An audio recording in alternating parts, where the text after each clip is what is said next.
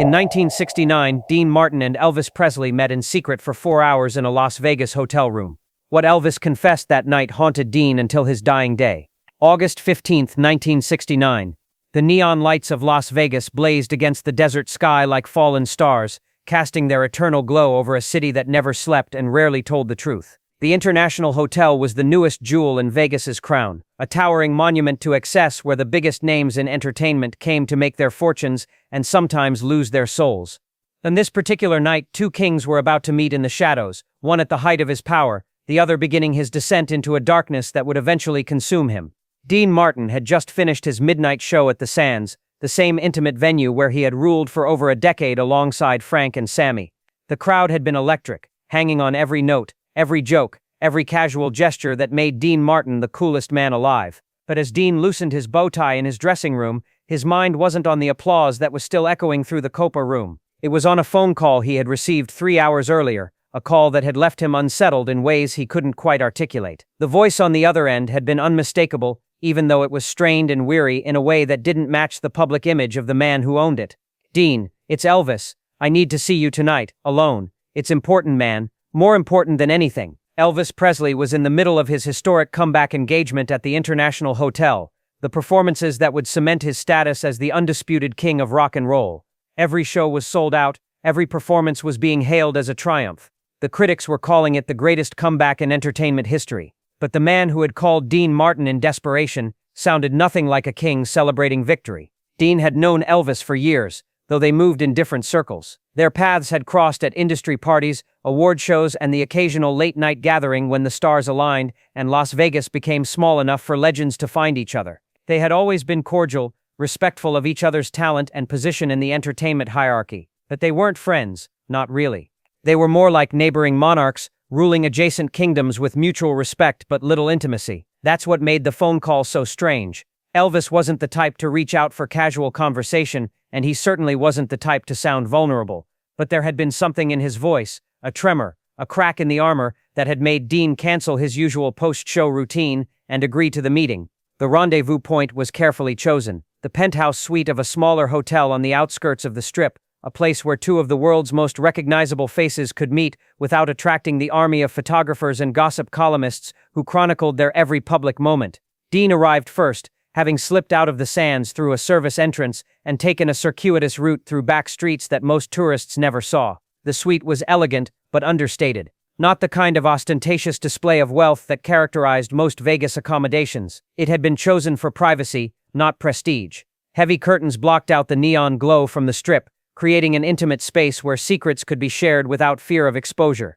Dean poured himself a scotch from the well-stocked bar and settled into a leather chair to wait. He checked his watch, 2:17 a.m. In a few hours the sun would rise over the desert, and Las Vegas would transform from a playground for nocturnal fantasies into a harsh landscape where dreams looked different in the unforgiving light of day. The knock on the door came exactly at 2:30. Dean opened it to find Elvis Presley standing in the hallway, but this wasn't the Elvis that 2,000 people had screamed for just hours earlier at the International.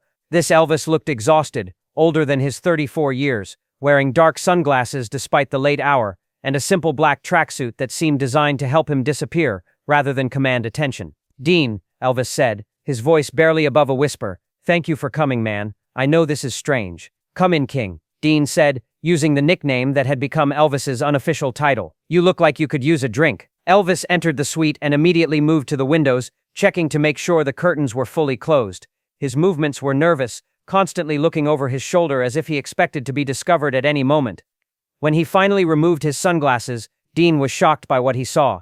Elvis's eyes were bloodshot and haunted, with the kind of deep fatigue that sleep couldn't cure. There were lines on his face that hadn't been there 6 months earlier, and his hands shook slightly as he accepted the glass of bourbon that Dean offered him. "You look like hell, Elvis," Dean said, not unkindly. "What's eating you?" Elvis took a long drink and closed his eyes, as if he was gathering strength for what he was about to say.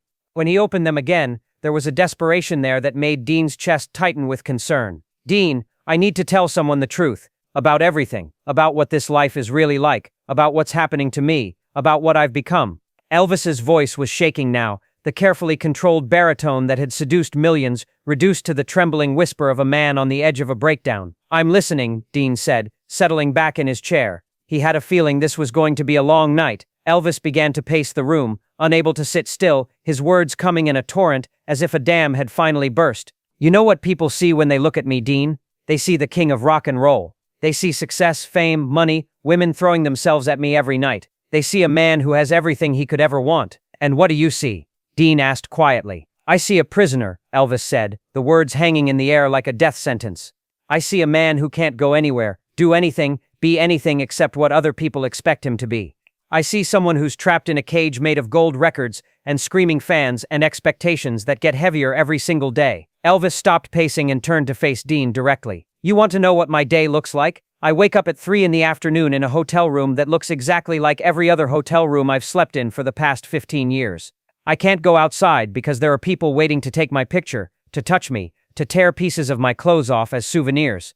I can't eat in a restaurant because it causes riots. I can't drive a car because I've forgotten how it feels to be alone. Dean had experienced his own share of fame, but he had always been able to maintain some semblance of a private life. He could play golf, go to dinner, take walks on the beach. The idea of being completely imprisoned by your own success was something he had never fully considered. It's not just the isolation, Elvis continued, his voice growing more intense. It's what it's doing to my mind, Dean. I haven't had a real conversation with another human being in months. Everyone who talks to me wants something, my money, my influence, my endorsement, my body. Nobody just wants to talk to Elvis Aron Presley from Tupelo, Mississippi. He moved to the window and pulled back the curtain slightly, looking down at the strip below where his name was blazoned in lights on the International Hotel marquee. You see that? That's not me anymore. That's a product. That's a brand.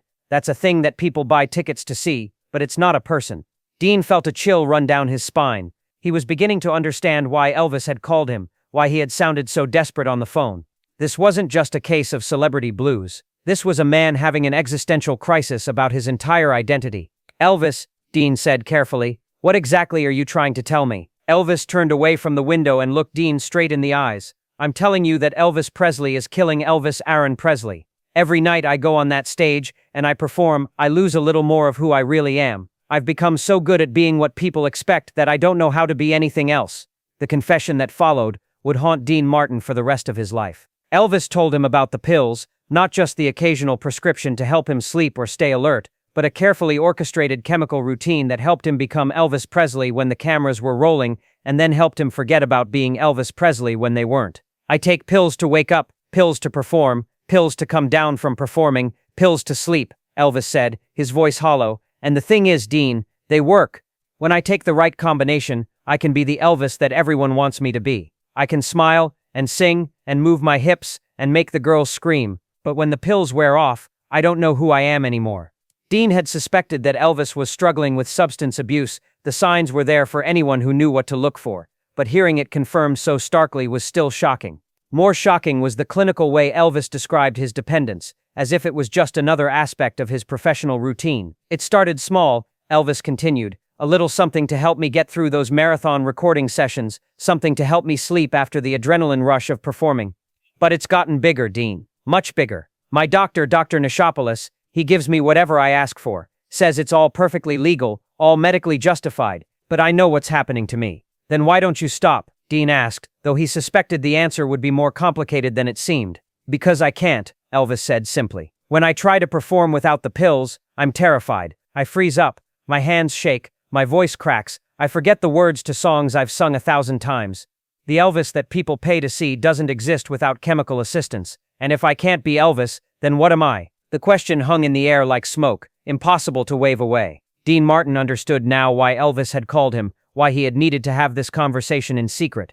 Elvis wasn't just confessing to drug abuse, he was confessing to the complete dissolution of his sense of self. There's more, Elvis said, his voice dropping to barely audible levels. The pills aren't the worst part. The worst part is what I'm becoming when I take them. I'm mean, Dean. I'm cruel to people who care about me. I say things that hurt people. I make demands that are impossible to meet. I treat people like they're servants instead of human beings. Elvis sat down heavily in the chair across from Dean, looking older than his years. Last week I fired 3 guys who've been with me for years because they suggested I might want to cut back on the medication. Good people, loyal people, people who were trying to help me. But when I'm on the pills, I can't stand anyone questioning my decisions. Dean poured both of them another drink, trying to process what he was hearing. The Elvis Presley sitting across from him bore little resemblance to the confident performer who commanded stages around the world. This was a man at war with himself, fighting a battle between the person he had been born to be and the icon he had been manufactured to become. "Why are you telling me this, Elvis?" Dean asked. "What do you want me to do?" Elvis looked up at him with eyes that were filled with a desperate hope. "I want you to tell me how you do it, Dean. How you stay cool, how you stay in control, how you manage to be a star without losing yourself. You've been doing this longer than anyone, and you still seem like you." The question caught Dean off guard. He had never thought of himself as someone who had figured out the secret to maintaining sanity in an insane business. He had his own struggles, his own methods of coping with the pressures of fame. But looking at Elvis, he realized that his coping mechanisms, the emotional distance, the carefully cultivated persona of indifference, weren't something that could be taught. "I don't know if I have an answer for you," Dean said honestly. "I guess I've always just tried to remember that Dean Martin is a character I play, not who I really am. When I'm on stage, I'm performing.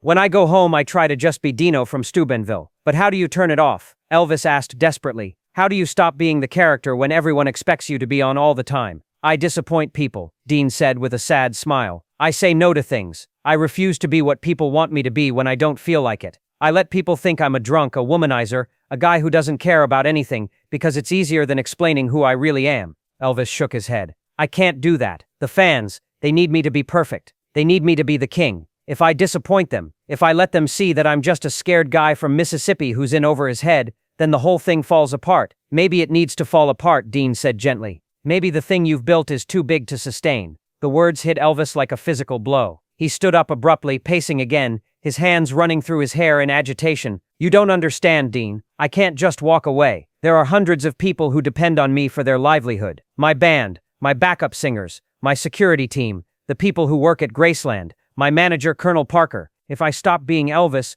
all of those people lose their jobs. And if you kill yourself trying to be Elvis, they lose their jobs anyway," Dean pointed out. Elvis stopped pacing and stared at Dean, as if the thought had never occurred to him. "Is that what you think is happening? That I'm killing myself?" Dean looked at the man sitting across from him, the trembling hands, the bloodshot eyes, the pale complexion that came from too many chemicals and too little real sleep. "What do you think is happening?" For a long moment, Elvis didn't answer. He sat back down and stared at his hands, as if he was seeing them clearly for the first time. "I think I'm dying, Dean. Not physically, not yet. But everything that made me who I was before all this started, that's dying. Every day there's a little less of Elvis Aron Presley and a little more of the Elvis that people expect to see." The conversation continued for another 2 hours, Elvis pouring out years of accumulated pain, fear, and confusion. He told Dean about the loneliness of being surrounded by people who were afraid to tell him the truth. He talked about his troubled marriage to Priscilla, about his guilt over spending so much time away from his daughter Lisa Marie, about his complicated relationship with his manager Colonel Parker, who treated him more like a commodity than a human being. But the most devastating part of Elvis's confession was his admission that he had lost the ability to enjoy music, the very thing that had made him who he was. "I used to love to sing, Dean. When I was a kid, music was everything to me. It was how I talked to God, how I expressed things I couldn't say with words. But now every song is just another product to be manufactured and sold.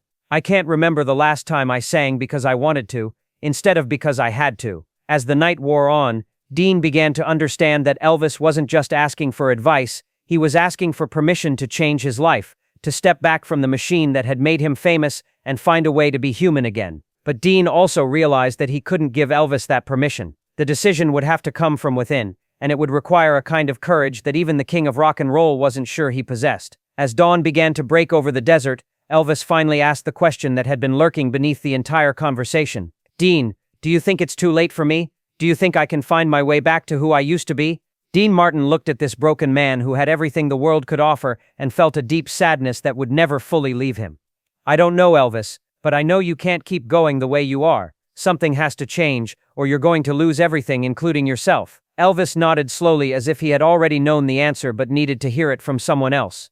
"I keep thinking about what would happen if I just walked away, canceled all the shows, fired everyone, moved to a small town somewhere, and tried to figure out how to be a regular person again." "What stops you?" Dean asked. "Fear," Elvis said simply. "Fear that without all this, I'm nothing. Fear that Elvis Aron Presley isn't interesting enough to sustain a life. Fear that if I stop being the king, I'll disappear completely." The meeting ended with a handshake and a promise from Elvis that he would seriously consider getting help for his prescription drug problem. Dean offered to help in any way he could, to be a friend and confidant as Elvis tried to find his way back to himself. But as Elvis left the hotel suite that morning, both men suspected that it was already too late. Dean Martin never spoke publicly about that night, but those closest to him noticed a change in his demeanor afterward. He became more protective of his private time, more insistent on maintaining boundaries between his public persona and his real self. The conversation with Elvis had served as a warning about what could happen when the line between performance and reality became too blurred. 8 years later, on August 16, 1977, Elvis Presley was found dead in his bathroom at Graceland. The official cause of death was cardiac arrhythmia, but those who knew about his struggle with prescription drugs understood the real cause. Dean Martin was performing at the Sands when he heard the news. He stopped the show, told the audience that the king was dead, and walked off stage. Dean never talked about their secret meeting, but he kept a photograph of Elvis on his dressing room mirror for the rest of his career. Not a glamour shot or a publicity photo, but a candid picture of Elvis laughing, taken during happier times when the man and the icon were still the same person. In his private diary, which wasn't discovered until after his own death, Dean wrote, "Elvis asked me how to stay human in an inhuman business.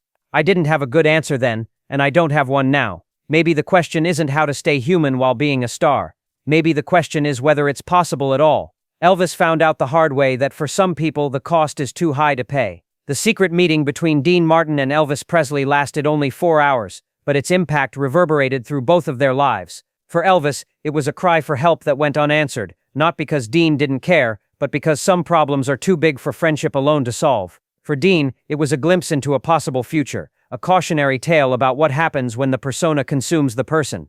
Years later, when people asked Dean Martin about Elvis Presley, he would always say the same thing: "The king was the greatest natural talent I ever saw." But talent isn't enough if you lose yourself in the process of sharing it with the world. It was the closest Dean ever came to revealing the secret that Elvis had entrusted to him, that behind all the glitter and glory, the king of rock and roll had been a scared, lonely man who had forgotten how to be anything other than what the world expected him to be. In the end, that forgetting had cost Elvis everything, including his life. The neon lights of Las Vegas continued to blaze long after both kings were gone. But for those who knew the real story, the lights never seemed quite as bright again. Some secrets are too heavy to carry alone, but too dangerous to share. Dean Martin carried Elvis's confession to his own grave, a final act of loyalty to a friend who had trusted him with the truth about the price of being a legend.